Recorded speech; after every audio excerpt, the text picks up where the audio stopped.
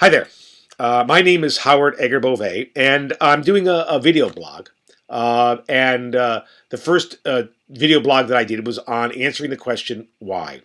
It's my belief that in order to be able to reach students at any age level, they're thinking, why should I listen to you? Well, you need to answer that question.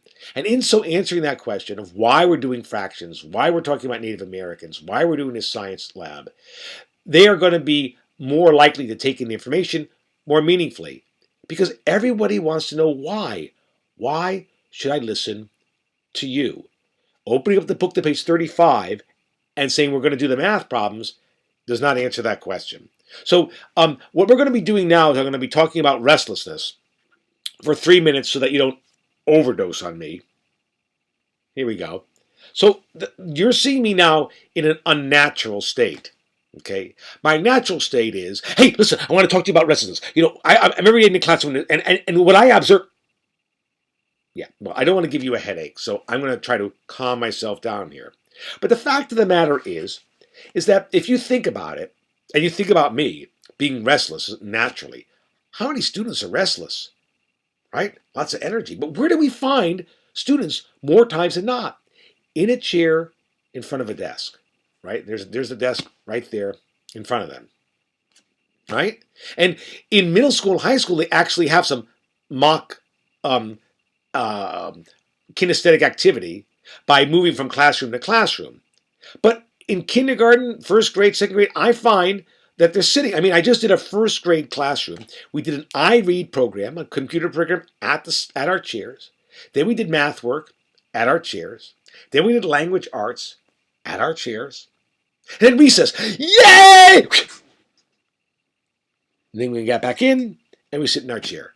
Now, what is it about recess? I mean, how many times as a teacher have you said, don't run out the door?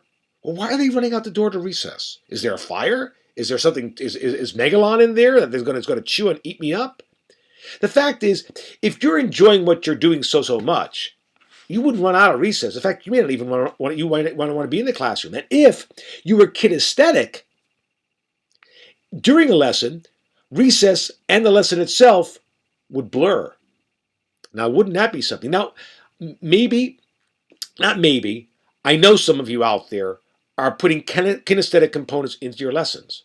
But after 25 years of teaching and seeing hundreds of teachers and thousands of students, I'm here to tell you that more times than not, students sit in their desk. I mean, they're not in their desk. Maybe they want to hide in their desk, but they're sitting in their chair before their desk. What do you do when you sit in your chair? Yeah, you're passive. Now, not every lesson can have a huge kinesthetic component, but kinesthetic component can be in every lesson. There's no reason why it can't. And that's my problem with it all, is that we need to get students out of their chairs. We need to remember the Greeks and their credo of a good mind and a strong body together. Well, if that body is sitting in a chair most of the day, it doesn't work. And the brain cannot think. And so that's why I feel that I want to talk about restlessness, because it's so important. And it can be done. And even if you try it and you experiment and you fail, you learn by making mistakes. That's what you should tell your students. Well, my 3 minutes are up here. Again, what we've been talking about is restlessness.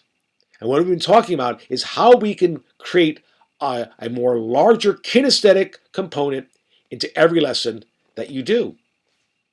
Now, if you think what I'm saying is a bunch of crap, or you think what I'm saying is worth listening to and implementing or commenting on, whether you like what I've said or not, you can do so. I have a small little company called Find the Fun Productions. It's a company name that reminds me to find the fun in my life. And so you can contact me at HEB at findthefunproductions.com. That's HEB at findthefunproductions.com. Anyway, thank you for listening, and I hope you will try to find the fun every day in your life. And I hope you will come back as we continue on with these video blogs. Thanks for listening. Be well.